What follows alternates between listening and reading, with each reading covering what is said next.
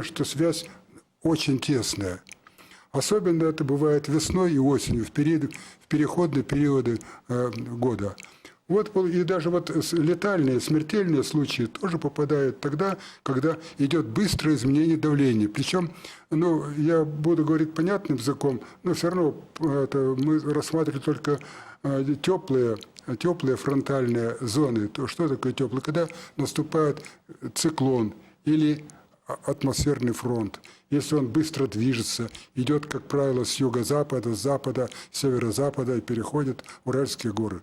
И вот понятно, что мы хотели даже вообще давать предупреждения для всего населения. Это интересно же.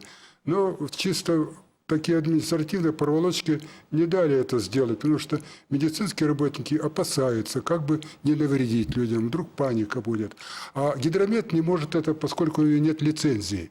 Но вот я-то человек без лицензии, я уже старый человек сейчас.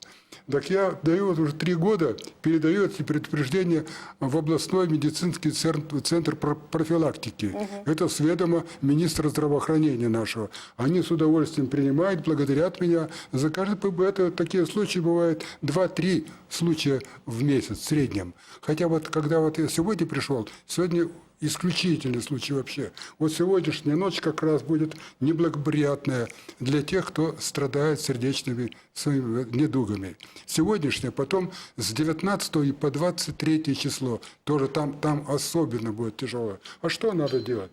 Да просто отказаться или ограничить физическую нагрузку, даже умственную, которая требует большого напряжения. И человек будет здоров, и он не попадет на больничный... Учесть прогнозы синоптиков и ну, вот как-то обезопасить, снизить риски.